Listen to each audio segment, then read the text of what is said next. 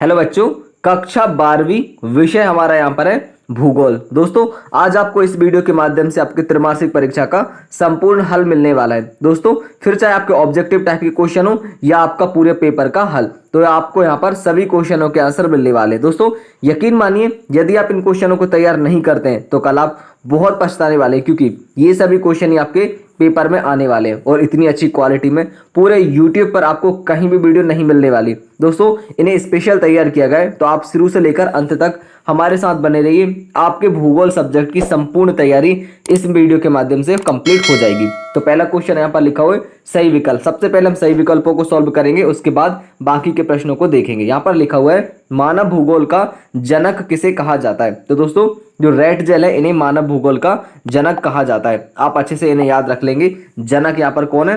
Red gel. इसके बाद में प्रश्न क्रमांक हमारे यहाँ पर 2 लिखा हुआ है निम्नलिखित में से कौन मानव की मूल आवश्यकता से संबंधित नहीं है। तो इसका आंसर हो जाएगा ए नंबर का परिवहन। इसके बाद हम बढ़ते हैं अगले प्रश्न की तरफ। अगला प्रश्न हमारा यहाँ पर लिखा हुआ है कौन सामाजिक भूगोल का उपक्षेत्र नहीं है। तो दोस्तों इसका आंसर हो जाएगा हमारा चिकित्सा भूगोल। इसके बाद हम बढ़ते हैं अगले प्रश्न की तरफ। अगला प्रश्न हमारा यहाँ पर लिखा हुआ है निम्न में से कौन सा एकमात्र तत्व वाला खनिज नहीं है। तो दोस्तों यहाँ पर इसका आंसर हो जाएगा माइका। इसके बाद हम बढ़ेंगे अगले प्रश्न की तरफ। यहाँ पर हमारा प्रश्न क्रमांक 5 लिखा हुआ है भारत के साथ सर्वाधिक स्थलीय सीमा किस देश से जुड़ी हुई है। तो दोस्तों बांग्लादेश। यहाँ पर आंसर आ जाएगा आपका बांग्लादेश की सर्वाधिक सीमा जुड़ी हुई है। यहाँ पर अगला प्रश्न हमारे यहाँ पर लिखा हुआ है धरातल पर कौन सी भूकंप तरंगें पहुंचती हैं। तो दोस्तों P और S जो तरंगें रहती हैं वह धरती पर पहुंचती हैं।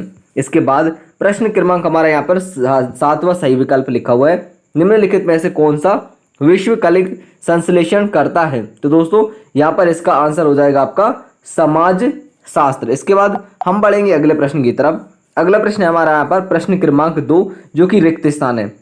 पहला रिक्त स्थान आपके यहाँ पर लिखा हुआ है मध्य प्रदेश का पचमढ़ी खालिस्तान नगर है। दोस्तों एक पर्वतीय पर्यटक नगर है। इसके बाद हम देखते हैं यहाँ पर अगले प्रश्न। तो यहाँ पर लिखा हुआ है रिक्त स्थान देश की जनसंख्या बढ़ने की वजह घटती जा रही है। तो दोस्तों लाटविया एक ऐसा देश है जहाँ जनसंख्या बढ़ने की वजह घटती जा रही है। अगला प्रश्न यहाँ पर लिखा हुआ है अफ्रीका महाद्वीप में जनसंख्या वृद्धि सर्वाधिक है। तो रिक्त स्थान में आ जाएगा अफ्रीका। कहाँ पर है? तो अफ्रीका। दोस्तों मानव जनसंख्या 6 अरब सन रिक्त स्थान में हुई। तो सन 1999 में ही 6 अरब से जनसंख्या हो चुकी थी। क्या इंग्लिश बोलने में लगता है डर? तो डरना बंद कीजिए और डाउटनट के इंग्लिश स्पीकिंग कोर्स के साथ आज ही जुड़ जाइए, जहां इंग्लिश के टॉप एक्सपर्ट्स आपको हिंदी भाषा की मदद से इंग्लिश बोलना सिखाएंगे, वो भी एकदम बेसिक से। अगर आप इंग्लिश बोलने से हिचकिचाते हैं, अपने इंटरव्यू के लिए इंग्लिश सीखना चाहते हैं, अपने आप को इंग्लिश में हीरो बनाना चाहते हैं, तो यह कोर्स आपके लिए ही है। आज ही डाउटनट ऐप पर आकर यह कोर्स खरीदिए और अपने खुलकर इंग्लिश बोलने के सपने को पूरा कीजिए। ऐप की लिंक डिस्क्रिप्शन में है। इसके बाद प्रश्न क्रमांक हमारा यहाँ पर 5 लिखा हुआ है जनसंख्या वृद्धि मानव विकास का स्तंभ नहीं है। तो दोस्तों रिक्त स्थान मानव विकास का स्तंभ नहीं है। तो यहाँ पर क्या आ जाएगा? जो जनसंख्या वृद्धि है वह मानव विकास का स्तंभ नहीं है। यहाँ पर अगला प्रश्न लिखा हुआ है अलास्का के उत्तरीय प्रदेशों में रिक्त स्थान का पालन किया जाता है। दोस्तों जो रेडियर है उसका पालन किया जाता है। यहाँ पर प्रश्न क्रमांक 7 लिखा हुआ है विनिर्माण खालिस्तान के अर्थ में पाया जाता है। दोस्तों औद्योगिक उत्पादन के अर्थ में ये पाया जाता है। इसके बाद हमारे यहाँ पर सत्य असत्य चालू हो जाते हैं, तो हम एक एक करके सभी सत्य असत्यों को देखते हैं। पहला क्वेश्चन हमारे यहाँ पर लिखा हुआ है ब्राजील में काफी बागानों को फेजेंडा कहा जाता है। तो दोस्तों यह बिल्कुल सत्य हो जाएगा। इसके बाद यहाँ पर लिखा हुआ है गेहूं रोपण फसल है। दोस्तों गेहूं रोपण फसल नहीं है। रोपण फसल हमारी यहाँ पर हो जाएंगी धान, गन्ना आदि। यहाँ पर लिखा हुआ मलेशिया रबर निर्यात का सबसे बड़ा देश है। तो यह बिल्कुल सत्य हो जाएगा। गेहूं की खेती में बुआई के समय कम तापमान की आवश्यकता होती है। तो दोस्तों ये बिल्कुल हमारा सही हो जाएगा। गंगा के जलोढ़ मैदानों में बड़ी संख्या में प्रक्षिप्त वस्तियां पाई जाती हैं। तो दोस्तों ये भी हमारा बिल्कुल सही हो जाएगा।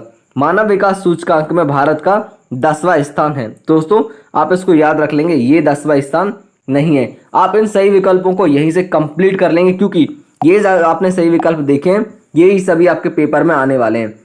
यहाँ पर प्रश्न क्रमांक आपका 4 लिखा हुआ है एक वाक्य में आपको उत्तर देना है। पहला क्वेश्चन है हमारा यहाँ पर लिखा हुआ है फूलों की कृषि कहलाती है। तो दोस्तों पुष्पोत्पादन जो रहता है वह फूलों की कृषि कहलाती है। इसके बाद हमारा यहाँ पर प्रश्न क्रमांक 2 लिखा हुआ है शुष्क कृषि में निम्न में से कौन सी फसल नहीं बोई जाती है? दोस्तों जो गन्ना, धान, ये सारी जो फसलें रहती हैं ये शुष्क खेती में नहीं बोई जाती हैं, इन्हें पानी की अत्यधिक आवश्यकता होती है। और चॉकलेट में कौन सा पदार्थ उपयोग होता है? तो जो कोक रहता है वह चॉकलेट बनाने में प्रयुक्त होता है।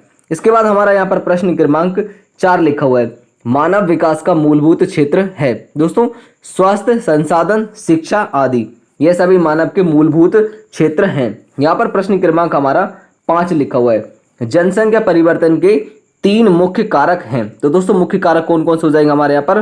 दर, मृत्यु दर, उसके बाद और प्रवास। इस तरह से हमारे ये 3 मुख्य कारक हो जाते हैं। इसके बाद हम देखते हैं यहाँ पर अगला प्रश्न। दोस्तों 6वां क्वेश्चन है, जनसंख्या वृद्धि दर से क्या आशय है? तो दोस्तों इसका आंसर भी आप यहाँ से कंप्लीट कर लेंगे। मैं आपको यहाँ पर बता दूं, लास्ट क्वेश्चन बचा है आपका एक शब्द में उत्तर यहाँ पर।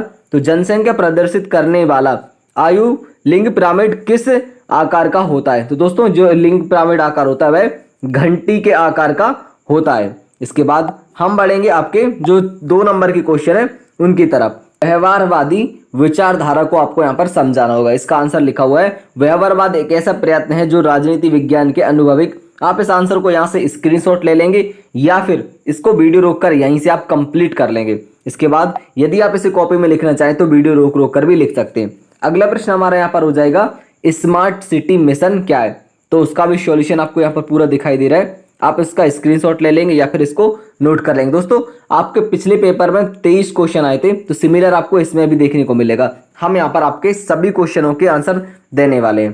बाद अगला क्वेश्चन हमारे यहाँ पर लिखा हुआ है, स्थानांतरित कृषि का भविष्य अच्छा नहीं है क्यों? तो इसका भी आंसर आपको यहाँ पर दिखाई दे रहा है। आप यहाँ से इसको कंप्लीट कर लेंगे। इसके बाद हम बढ़ते हैं अगले प्रश्न की तरफ। अगला प्रश्न हमारे यहाँ पर लिखा हुआ है, जनसंख्या संगठन से आप क्या समझते हैं? इसका भी सॉल्यूशन आपको यहाँ पर दिखाई दे रहा है। आप इसको भी यहाँ से कंप्लीट कर लेंगे।